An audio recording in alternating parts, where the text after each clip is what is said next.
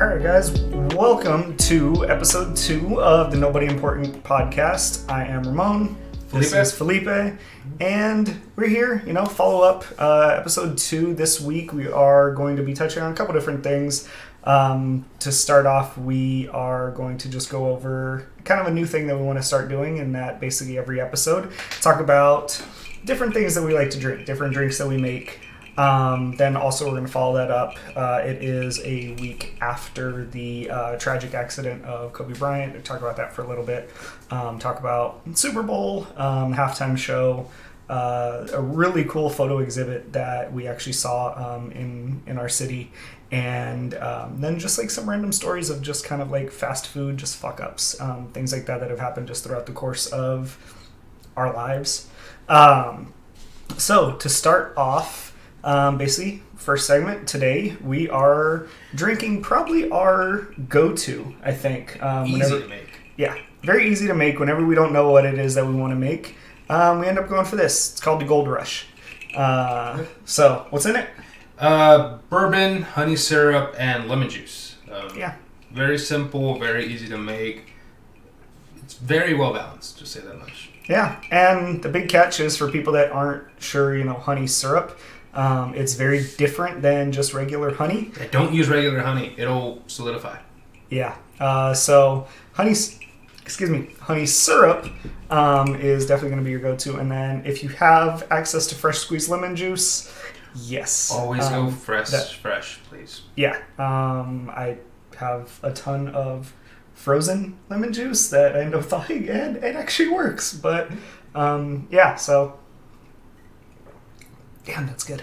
No, we're not sponsored by any alcohol companies. However, if you would like your drink featured, we won't say. I won't say no. No. Not at all. So we are on. It's Friday the 7th that we're recording this at night. So it's been almost 2 weeks now since the helicopter accident involving Kobe Bryant, his daughter, and what was it, seven other people? Yeah. I really should have looked up the names. I feel horrible for not mentioning the names of everyone else involved because they're just as important. It's just Kobe is just obviously the marquee name. Yeah, that's involved in that. The only one I can really remember is Ari, which I think is the first name of his pilot. Gotcha. But yeah, I'm sorry. Yeah, the total tragic thing. We were watching a podcast the other day that basically had the timestamp of their office in LA that was showing exactly how much fog was in the air during that time when they were recording. And when you go back and you look and you see exactly how much fog was there, and then you look and see how many, or no, it was every single helicopter aircraft in LA was grounded because of the fog. Yeah. And that was the only one that was pretty much in the air. Because not even... I don't recall anything else being reported, like no news, no... It was just that bad. Yeah, going back to that first thing you said, the podcast things. Normally, I'm not sure what part of LA they film in, but in the back you can see all of downtown LA. And then in that one, they filmed about an hour after the news broke, and you can't see anything. And that is how bad fog is. And again, it was reported around noonish our time, 11 over there. So around noon over there at noon. Because normally in our part of America, where there's fog, it's gone by like 9. If that. Yeah. They're probably sooner than that. Usually, here it's... during the summer, it's 110 degrees by 8 in the morning. Just 100 never leaves during the summer. Yeah, that is true. You go outside at 2 in the morning and it's like still 105 here. But fog is such a foreign concept to us because we just don't ever deal with it. I've been to LA and different areas plenty of times where they have it, and then obviously the times that we've had it here. But how just obstructive it is crazy, and it's terrible that something so tragic had to happen as a result of just fog. Like, it doesn't seem like that is something that should be fatal. I mean, did you hear some of the people that were interviewed? Some guy, I guess, church worker was like, I'm an audio engineer. This is what I heard, and everything. It's like you can hear that something was wrong immediately. The fog was crazy. You see him barely missing a mountain, and then boom. Yeah, it was a crazy, crazy week. It was emotional for everyone. Yeah, and I'll say this: I wasn't the biggest fan of him. He ruined my childhood. He was that good. I'm a Suns fan, and man, I hated him growing up. Like, as bad as it sounds, like literally 2 weeks before, I was talking to my dad because they were showing some Kobe highlights on TV. And I was like, Dad, my favorite Kobe Bryant moment is when Raja Bell clotheslined him during that game. That was by far my favorite Kobe Bryant moment. But I was sad. The world just seemed sad. Up until today. Today I still felt it. It's just because how much he meant. It was crazy. Such a huge impact. And it's funny because, so for me, there's something, like, part of me is so intrinsically tied to part of him and, like, his representation. That's the number 24. So for me, I played basketball my entire life. And from the time I was 6 years old all the way through, like, high school and college, like, I played basketball. And I remember being 9 years old. So this was 1999. Before Kobe changed his number to 24. So he was still wearing the number 8. And you're looking a couple years past Michael Jordan's dynasty in Chicago. And every basketball team I played on, everyone fought for the number 23. So in my head, being the arrogant, cocky bastard that I am... At 9 years old, I'm like, fuck that. I don't want the number 23. I want 24. And literally from the time I was 9 years old, I always had the number 24 without any fights, without any, like, debates, nothing. Until Kobe changed his. Then once he changed his, I then had to fight for my number every single year. I remember when that broke because you were pissed.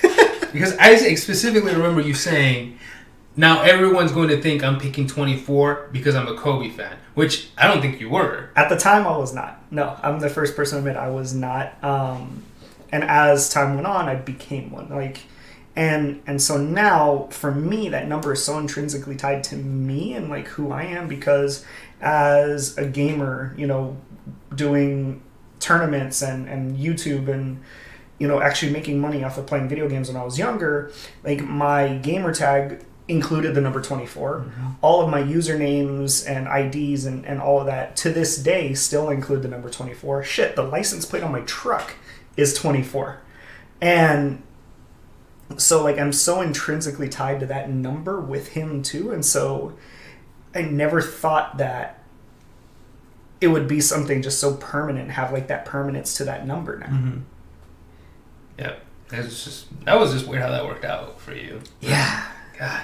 That I never thought about it until, like, everything happened, obviously. And one of my closest friends, guy that I consider my brother, is the world's largest Kobe fan. And just discussing everything, talking everything, devastated, and it was a very, very tough week. I will say, the day of and, like, the week of all of the NBA games, all of the tributes, all of the respect, everything that they did to pay to him, to pay to the number 24 and as well as the number 8, literally every single game that happened, at the start of the game, every team took a 24-second shot clock violation in honor of his number 24, and probably about half the teams did an 8-second backcourt violation in honor of his number 8. Which, at first, they weren't, but then once one team did it, they all started doing it, and it was fucking clever. I would never have thought of that. I thought you do 24 seconds. Yeah. And even in, like, the first video you saw of them doing the backcourt, you can hear some random person yelling, "Cross it over the line, cross half court, cross," because no one realized what they were doing. And then once it's 8 seconds, like, oh. Yeah. I what was that? The Houston game? I forget who it was. The first team that did it. I don't remember, honestly. I don't know, but the tribute and everything that was done, like done incredibly well. Like crazy respect to all of the teams that were involved in that, and it's terrible that such a tragedy had to happen in order for that tribute to come about. Mm-hmm. But if there was any way of doing something like that in game, that's one hell of a way to do it. Yeah, and it stinks because normally you don't. I think what hurt the most is just the shock of everything, right? Because you're not used to basketball stars dying this early. Athletes in general. Well, in general, like football, and let's not discuss that. But like, fucking Will and God, who is Jesus? Someone else on. There's two who've died like in their, at old ages, but they were dead. But you still got Bill Russell's still alive. Yep. Like Bill Russell's still alive. Like, Bill Russell around, Kareem's still around. Exactly. Like some just absolute all these legends, old guys who if they die, we're like, oh, okay, they were in their 70s or in their 80s. A guy was 41. What? Like that just doesn't happen. Yeah, it was a crazy sports week, and then to follow that up, the following week was Super Bowl. And Super Bowl. So for me, I am probably one of the farthest people from a football fan in general. I don't watch football. I don't think I watch a single game all year long.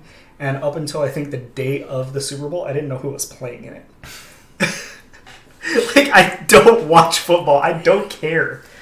But the whole lead up to all of that was like, I don't think I've ever seen a Super Bowl get overshadowed by events of something else that had happened. And turned out to be a fantastic fucking Super Bowl. Mm-hmm. Very great ending.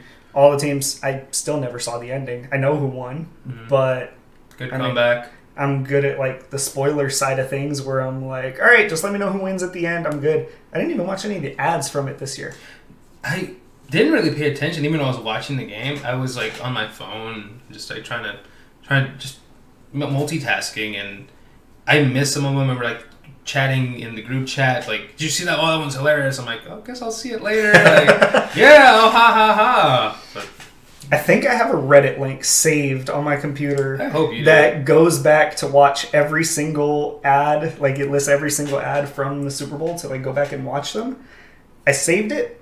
I still have not opened it and gone back to watch them. My extent of it was that random fact that it cost $5.3 million to do a 30-second ad on the Super Bowl, and the winning quarterback Patrick Mahomes made $5.1 million the whole year. I was like, damn, that blew my mind. Those companies are playing with some real money. Yeah, that's. I don't even think normally Coke does a bunch. I don't remember seeing a Coke ad. It was just random this year. Damn, that is insanity. Like $5.3 million for a 30-second ad. 30-second ad. I really want to see the return on investment for that. I mean, I think it's the most watched thing in the whole year. Nothing beats the Super Bowl. Yeah. So I mean, it would make sense. It's like what, a third of the country watching it? Yeah. We don't know how much people charge for like regular shows. I think if we knew that, it would make like okay, but that's true. I mean, I still can't imagine something like a regular NBA game during the season, it being more than a few thousand, 10, 20,000, something like that for like a 30-second ad. Maybe a little bit more, but still, like, I don't imagine it being that high relative. I wonder, because I remember there was a huge deal like 20 years ago when the Friends cast was making $1 million per episode each of them, right? Yeah. So in order to make profit, you had to make more than $6 million because there's 6 main cast members, right? So maybe there is a lot of money in these fucking things that we just always freak out to hear about the Super Bowl when maybe all shows make a shitload of money. Yeah, and who knows? That's probably not something. I would have to look that up. Now I'm curious. I'm gonna have to add that to my notes of things to look up, like how much a general ad costs on like primetime TV, because that'd be interesting. I mean, and there's so many stations. They gotta make money somehow. This is true. But the best thing about that fucking halftime show. Holy shit! Normally they're trash and they're kind of boring, even if there's artists in there that you like. This one, it was very rare that I didn't see almost anyone disagreeing. Yeah. So funny story. I didn't watch any of the Super Bowl. Like, none. My wife and I were laying in bed watching, like, movies and shows and things like that all day. Like, she wasn't feeling well. I was tired. So we just said, screw it. We're just going to lay in bed, watch shows. I just so happened to turn on the TV to the Super Bowl literally within 5 seconds of the halftime show starting. I had no intention of watching it. It was just morbid curiosity, like wanting to see the score. And I look down, I look at my phone, I look at the stream, and there's Shakira just coming out, starting her performance. So I look at my wife, I'm like, babe, look, it's starting. She's like, ooh, I want to watch it. That's all she wanted to watch was the halftime show. That's all I cared about. And it turned out that we were both like, damn, Shakira's freaking hot. Yeah, and they're like, holy shit, she's 43? And then when J-Lo comes on, it's like, she's 50. I'm like, God damn. Right? That was a hell of a performance. However, did you see the meme? It said Shakira was wearing the same outfit that her character from Zootopia. Yeah, I did see that. I think if you scroll up on the Discord, I might have sent that out. I had lost it because it was true. Identical. It was so true. It was like, man, that is too much to be a coincidence. That was absolutely hilarious when I saw it. I was like, wow, her outfit, the top, the dress, everything looked exactly like the character from Zootopia. And if you haven't seen Zootopia, I don't care how old you are, go watch it. It's actually pretty funny. It's sloths are my favorite part. Them damn things are hilarious to me. Just how slow they move and everyone's the sloth was could not have been more perfect for the DMV. The laughter and everything that they had, like, just fantastic. As I digress, talking about Pixar, Disney, Pixar. No, it's Disney. DreamWorks. I don't fucking know. Whatever. The best thing about it, though, about those sloths, before we get too far away, I have a friend who happens to look just like one of those sloths. And she agrees. And I hate to bring it up. But, man, it's crazy how anyways. So, I just saw a thing today. It's actually funny that we're talking about this today, and we ended up not being able to record this earlier in the week. So, there was a person somewhere in the U.S. It made the front page of Reddit today. And they are suing CBS for... I saw this. It's like $160 trillion. No. It is like 580. It's like some gigantic number. Okay, it's so more it's than like that. okay, so it's like $500 trillion because they said that the halftime show aroused him to the point that he would no longer be able to gain access to heaven. God forbid you just shut the fucking TV off, right? Hell, or just a fucking click of a... Change the channel. Yeah. Is it? Self-control, oh my God. Yeah, but attempting to sue for like $500 trillion. It was like... I think I saw a stat in that thread that said like the global GDP of every country in the world in like 2018 was like 96 trillion. It was like a third of the number. It was like a tenth of the number. Okay, man. Good luck to you. I'm like, so you're telling me that it takes the annual GDP for 10 years of the entire world to... Save you from hell? Yeah. Okay. Sure. Yeah. That was insane. The fact that even made news, I need to know if that guy had something else he's trying to sell. Because that's publicity. That's not trying to get that money. That's literally trying to get publicity. That's all that impresses me with how stupid this shit is. Like, fucking... Guarantee you he was white. I don't care if you guys get offended by that. That's just some white people shit. I feel like we need to start a hashtag just like at the bottom down here. Just hashtag white people shit. For things we talk about. But that was just insanity when I saw that today. That article. And I want to know actually how far that gets.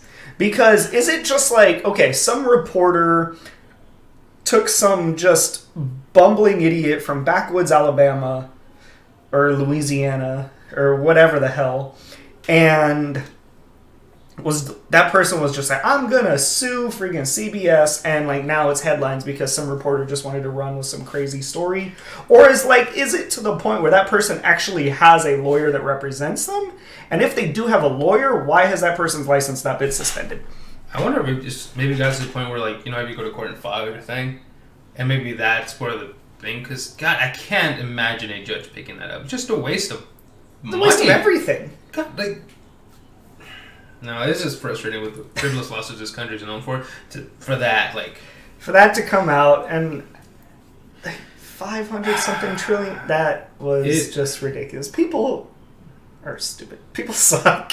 It's like, the only other thing I saw were the memes of the older white women complaining about the thing, and then seeing Adam Levine, who had Maroon 5 had the halftime show last year, was also shirtless. You didn't hear any of this shit. It was like, yeah, that's America pretty much. Like, you choose to what to get offended with, and it's like, anything, take attention from my husband. Like, come on, grow up. I wish we would see grow up here, but obviously they can't. But, you know, think about it better. Like, there's so many things to be properly offended by. Fucking halftime show where you can easily turn off. You don't have to watch it. It's half an hour. You can time it. Yeah. And then come back an hour later and be like, you're good if you want a Super Bowl again. Yeah. Or it was widely known that, like, the two of them, freaking Shakira and J-Lo, were splitting 12 minutes. So I'm like, you see one come on, set a timer for 15 minutes, change the channel, turn the TV off for 15 minutes, and then just, like, move on, and that's it. And you're done. Well, they announced the halftime show, like, in September, October? Like, it was middle of the season. Yeah. So there's plenty of ways to avoid this stuff, you know. So, again, keep in mind, I'm a guy that I knew nothing about anything going into this Super Bowl. I didn't know who was performing at the halftime show. Like, I didn't know who was playing in the game. Like, I paid zero attention. My wife was the one that knew who was performing, so she wanted to see the halftime performance. She knew all about it. I had nothing. But the thing that caught us both off guard was how much they performed in Spanish, and then I realized the game was in Miami. So I was like, oh, makes sense. I was like, why are they actually singing in Spanish? And then figuring out, it was in Miami. That makes total sense. And then, understandably, some people got upset. Like, yeah, if you turn on English TV and see Spanish, but I don't know, I didn't think anything of it. But then again, we're Hispanic, so it wouldn't offend us, really. It's like, we see it, if anything, you, me, and then my wife, she's Mexican, we all got excited that there was something in Spanish because we're like, oh shit, Spanish representation, let's go. Although I did have the thought, I was like, man, this is how you piss the white man off. Having fucking Spanish singing. I was like, they gotta pick better up. But, you know, I really did see that consensus almost everywhere. It's like, this is the best halftime show since Michael Jackson did it in the 90s. Like, even Prince, which, you know, Prince was great. Now, this was like, holy crap. Yeah, like, I legitimately was entertained by it until J-Lo came on stage. I know, not a popular take. I'm Colombian. I'm biased towards Shakira. But even if I wasn't biased, I legitimately think that was a better performance. Oh, yeah, by far. I also think more energy. Shakira's ass was way better than J-Lo's. Oh, my God. Damn. Sorry, babe, but yes, Shakira's ass was fantastic. That was... So you want like both Shakira's like, it's clearly the one on the left's the one you want. Oh, my Nothing God. against J-Lo, she has a fantastic ass, but you know, Shakira. Yeah. That was a fantastic show. And this week for us was just eventful too, because, so was it last week? So we had, obviously, the events of Kobe. Terrible. And, you know, his daughter. And again, I can't express my condolences and my apologies that I did not pull up the names of everyone involved. I legitimately do feel terrible about that. That was something I fully intended to do, and then we started recording and I forgot about it, so I apologize. But one thing we did do this week, you and me got to go see it. So World Press Photography does a exhibit once a year that they do, like a traveling exhibit of all the best press photography from around the world. And if you guys haven't seen it, look it up, do a Google search on it, World Press Photo. Holy shit. So we're both as a hobby photographers. I call myself a mediocre photographer, and we both just really enjoy it just from a hobby and from the artistic and the storytelling standpoint behind it. And so going to see this exhibit was fascinating. It was something that they had in downtown here, where it wasn't that big. I was expecting it to be a little bit bigger. There were only about 30 to 40 photos there. I want to say probably closer to like 40. Yeah. And every single one of them had a caption with it that explained a little bit of background about the story behind it, but then also the specific picture itself, like what was going on in that picture and who it was by, where they were located. It was largely focused, being press photography, it was focused on like capturing the conflicts. events of the world, Yeah. either from immigration, which affects us locally, war and all over the world, famine, poverty, just anything that would represent actually what's going on in the world that you normally maybe you hear about it, but you don't really get to see outside of what these photographers show us. It was powerful. I think so. Probably about 40 images. I think we spent probably an hour and a half there. Yeah. Just in almost complete silence, excluding one picture, where we basically were just reading and in awe. There was one picture that we could not stop laughing. And the story behind it is terrible because it was focused on in Iran that the soccer stadiums or football stadiums are segregated by gender. And so the men are on one side of the stadium, women are on the other side of the stadium. The thought and the process, the mindset behind it being that men will not be tempted to be distracted from the game or from the purity of the game by watching and witnessing the women around them. And in one of the photos, a person was protesting against this and brought a woman dressed as a man onto the male section and then had a picture of it. Yeah. It was terrible. It was fucking hilarious. Because, she's right in the center with, I guess, whoever she came with to her right. And then right behind her, there was a guy who was looking at her, but in his eyes, it looked like he knew what was going on. Like, he was suspicious. Like, I think that's a woman. And it was just the perfect moment of that. It's like his eyes directly looking at her. It's like, I couldn't take. I went busting. And she had she had eyeliner. She had a drawn on full beard, beanie, everything to try to look male. But then that one guy just her eyes just said it all. Like those are women eyes. Like they're really pretty eyes. Yeah, and the guy in the back corner behind her just looking over like. It was fucking hilarious. They're we didn't get kicked out. We would have lost control. As funny as that was, we could have laughed way more. Oh yeah, we tried to stay under control. I think some of the severity of some of those other images was what made it to where we could stay under control and not laugh too much at that. I was laughing at the Russian oil wrestling one because the biggest picture they had there looked like a Calvin Klein ad with two guys oiled up. I thought that was one of the gayest things I've ever seen. But that was his favorite picture there. Fuck you. We're talking about my favorite picture. Is the one that shocked me the most was the little kid sleeping on the mattress around trash. Yeah. In the Philippines, they talked about this river that's just so full of trash that you can walk on top of it. And you're underneath this water. So at first when I saw this picture, I'm like, oh, that's sad. There's a kid sleeping in the middle of a dump on a mattress that he found. No, underneath all that trash is a river. And he walked on the trash to get to that mattress and take a nap or whatever. And I was like, holy shit. I don't think I could have ever imagined something that polluted that you could walk on top of the fucking trash and trek water. Yeah. Oh my God. I need to find that picture again because I need to show people how bad that is. Yeah, World Press Photo. It's on their website. They have the full gallery of everything. I remember that one. That one was nuts. The images there were just for lack of a better phrase, they were just like powerful.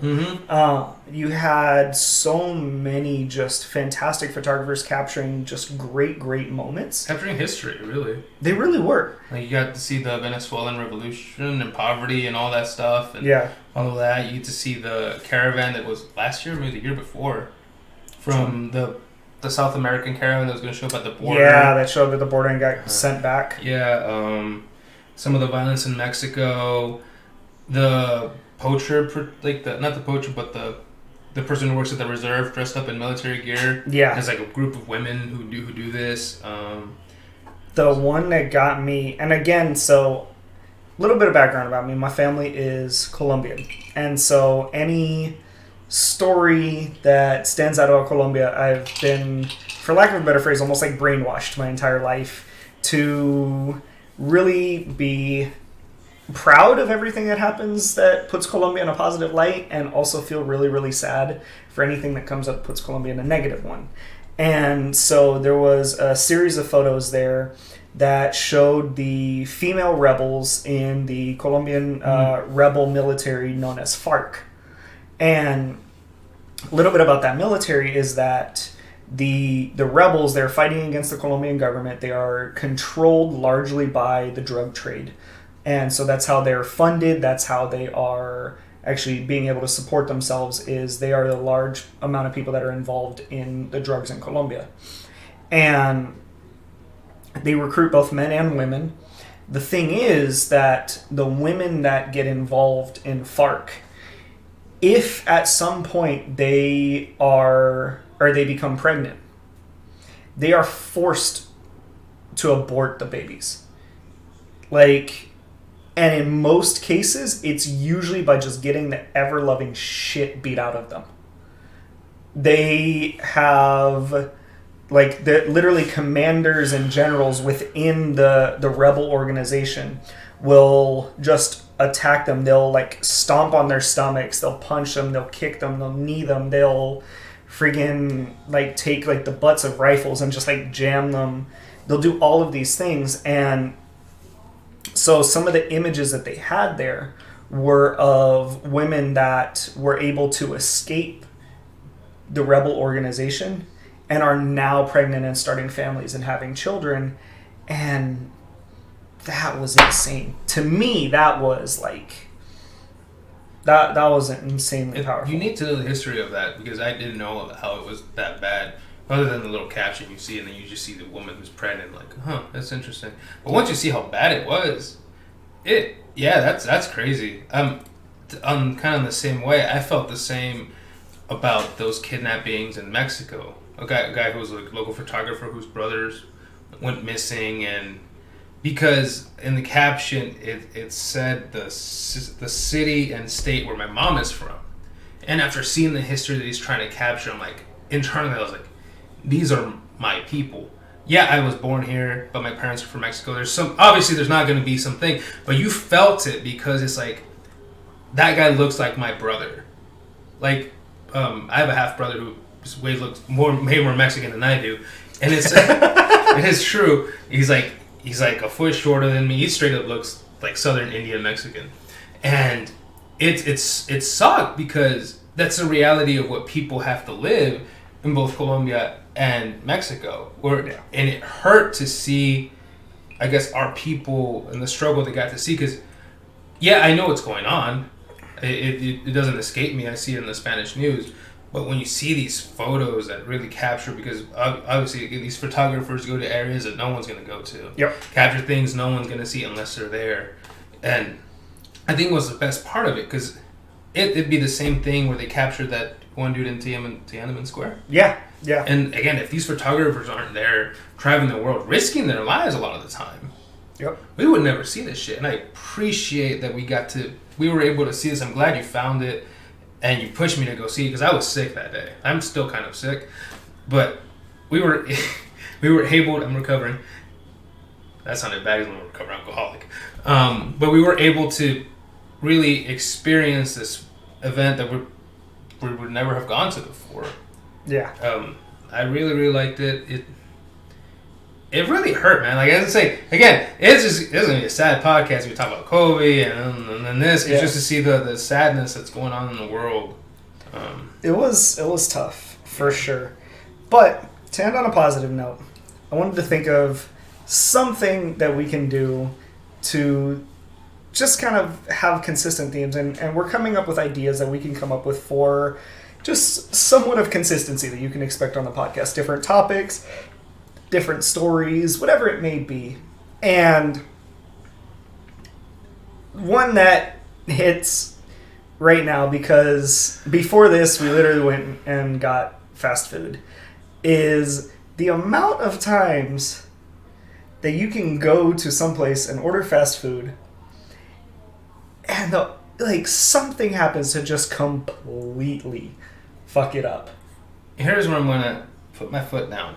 This only happens to you. And I don't understand why it only happens to you, where it's like either a pizza order they fuck up, a fast food order they fuck up. They never fuck up my orders. Like, it's just astounding to me that every time you order from Domino's, they fuck it up. And every time. Domino's, every time, get your shit together.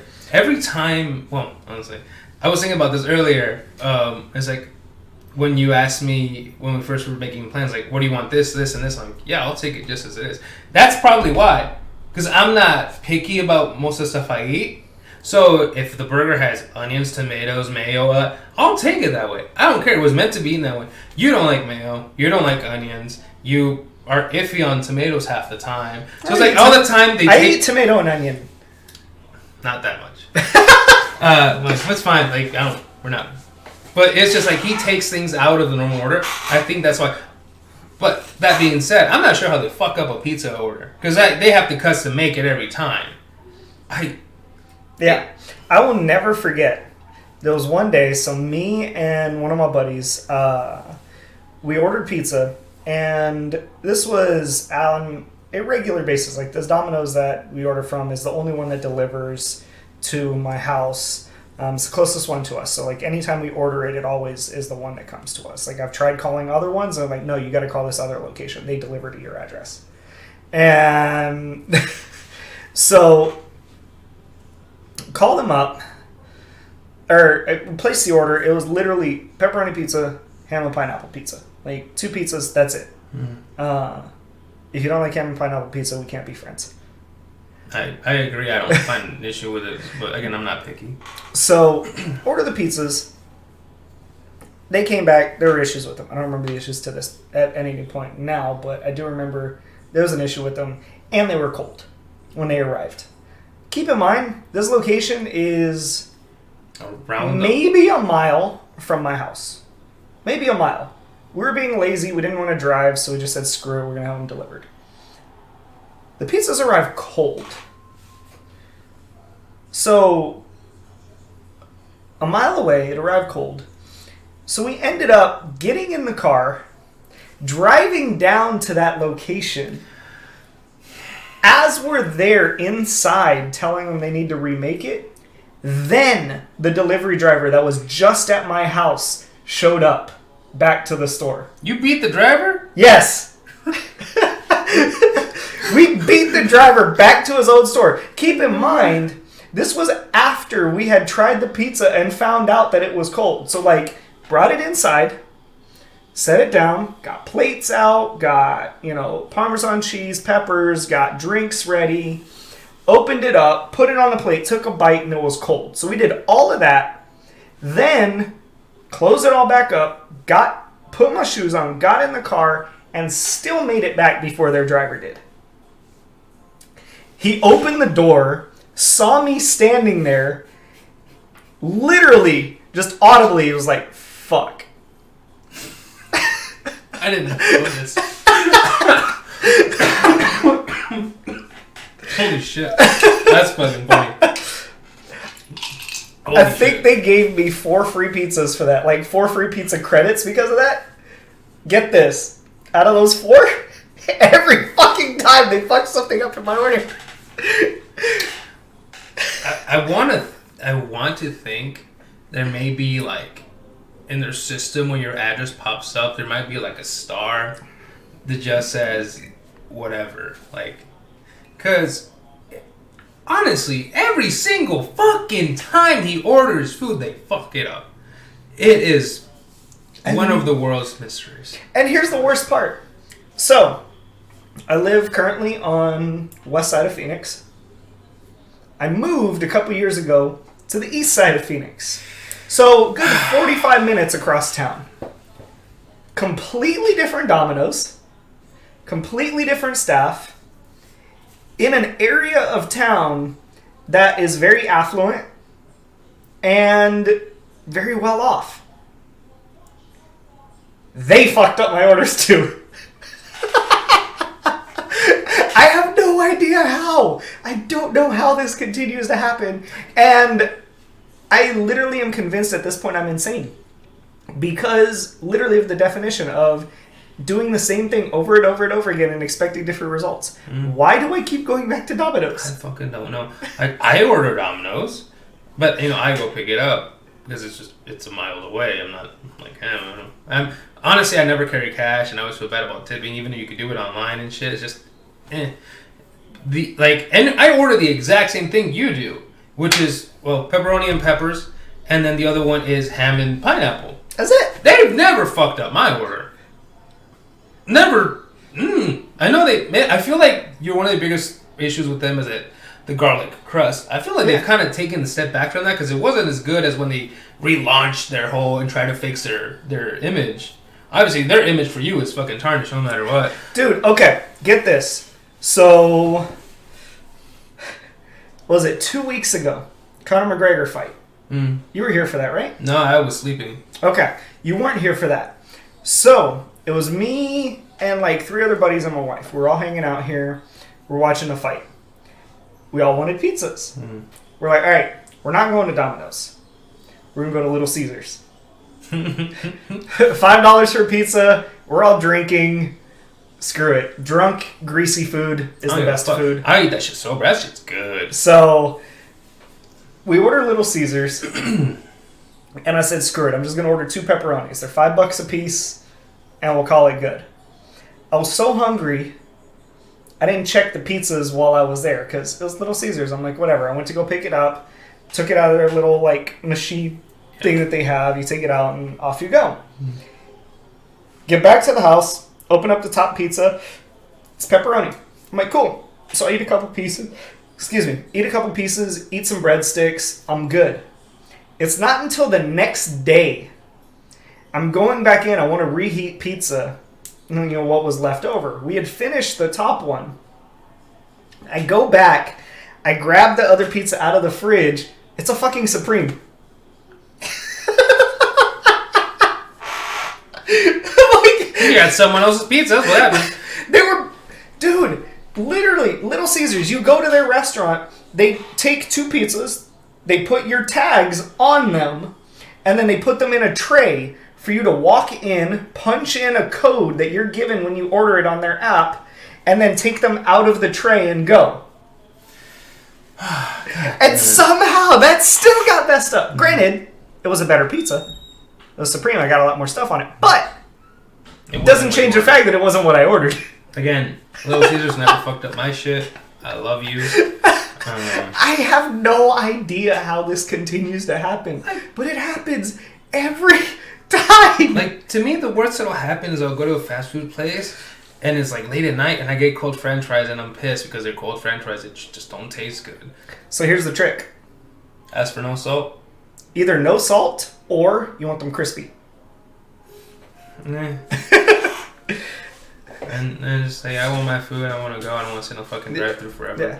Like, literally, Domino's, every single time that's my order. Popeyes, I'm not going there. I don't think I have enough time to go into how much they mess up my order. Well, we're having this discussion now. I literally went to Popeyes one time, and they're like, we're out of chicken tenders, we're out of chicken thighs, we're out of barbecue sauce. It's like, what do you have? I was like, we have chicken breast. It's like, do you have spicy? No, we got crispy. So, like, literally nothing. And it was like 5 or 6 in the afternoon. That That happened one time to a friend of ours, Mix, who was on the first episode. If that ever comes out, who the hell knows? It was so bad. Especially with some of the discussions. He went, like, after work, he went to KFC, and his parents wanted some chicken. He's like, cool, I'll go get some. And he's like, well, all we have is legs. Like, do you want them? Like, no, I'm not paying full price just for legs of chicken. What the fuck you mean? And they drove off. Like, clearly, come on. But I haven't had this discussion because we had this earlier. For one thing, Church's Chicken has the best fast food chicken. Crispy. I didn't even know they had spicy up until like a week ago. It's fucking fantastic. Yeah, it is. KFC, I'm not sure if it's just reminiscing to when we were younger. KFC, and we never nothing, really ate it. And yeah. then so when you got it, it was like, oh yeah, we're eating KFC. Right now it's trash. I had it last night. It's fucking salty. The mashed potatoes were like bad. Biscuits are okay. Popeyes, I think it's so overhyped. I think Church's is our winner right now. Yeah, that's happy. what we ended up getting tonight. Hell yeah. Because of him. They wanted Jack in the Box, and I was like, well, actually, no, it's because of you. You found the coupon. Oh, yeah, I found a coupon. And I was like, we got that much chicken for that much money? Oh, we're right. Executive decision right here. We're going to get chicken, and obviously... They were so disappointed when I walked in asking for so much chicken. They were so mad. They were so angry. Fuck them. If you don't want to serve chicken, you want some food, you're working at the wrong place. So here's the thing. To go into a place with the coupon for 24 pieces of chicken for 3 people and have the people that work there tell me I've never seen this coupon before. Oh, no, and when you brought it back, you brought the whole flyer back. And I was like, oh, it's in Spanish. Of course they've never seen it. It's like, oh, no, it's English. I was like, oh. I was like, man, maybe they thought you brought a fucking flyer from Mexico. Who the fuck knows? Like, I want this type of chicken. It's like, no, you don't read Spanish, sir. Oh, my God. Oh, no, it was good, though. That's what we're burping right now. We overate, clearly. Yeah, I definitely overate. I'm feeling that. But I think that's going to wrap it up for us tonight. Yeah. I want to make another Gold Rush because that's good.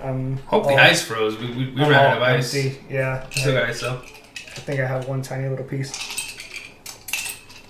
Cheers. Couple of pieces of ice. We'll see what we make next week. Yeah. Actually, I like this idea. What, a Gold Rush? Well, no. So, make a drink during the episode. By the end of the episode, we finish it. Oh. It wasn't intentional. It just happened. But... If I wasn't self-conscious of me just drinking, this would have lasted like 10 minutes, honestly. It's that good. Yeah. Look at videos on it. I agree. I was pacing myself and it looked like I was just constantly going for it. But yeah, fantastic drink. Drink Gold. Like if you like, actually if you're not sure if you like bourbon, drink a Gold Rush. Mm-hmm. Really good way, kind of get some of the taste, get some of like just the aromas, everything of it. And my first trek into whiskey, bourbon, and all that, was a pickleback shot, which if you don't know was one shot of whiskey chased by a shot of pickle juice to hide the harshness of the liquor. And I was like, oh, you know what? That's not bad. No, I like bourbon now. I like all types of whiskey now. Yeah, that's literally like all we drink at this point. Yeah, it's like I was sick, and I just wanted the burn to help me feel. So I just grabbed. I was like. Yeah, bourbon's good. Yeah. Bourbon's real good. We might do an episode reviewing some different ones one of these days. I would really like that. I've really been getting into watching bartending videos and how to make drinks and trying to think of something myself, which I am down for that idea if we want to make a drink. We're going to experiment and see. This is what we're trying this week. Maybe we fucking hate it. Who the fuck knows? Yeah. Maybe we make one of those and then always have a Gold Rush on the side. And then always have a Gold Rush as a backup. Oh, yeah. Cool. Well, thank you guys for tuning in. This was episode 2 of the Nobody Important podcast. Follow us on Twitch, YouTube, Twitter, Instagram. I'm going to try and get these uploaded to just different podcasting platforms too. So hopefully soon, once I figure out some of all the kinks behind it, then I can get it uploaded to like Apple Podcasts, Spotify, all of those. Fingers crossed on that. I don't know for sure if I'll be able to do it, but I feel like it's something. It'll be posted somewhere. Eventually, you'll be able to get it and see it, and we'll let everybody know where it's going to be posted. We're going to try for multiple, but at least it'll be up there and you get to watch us being dumbasses for 50 minutes a day. Yeah. Cool. Thank you guys, and see you next time.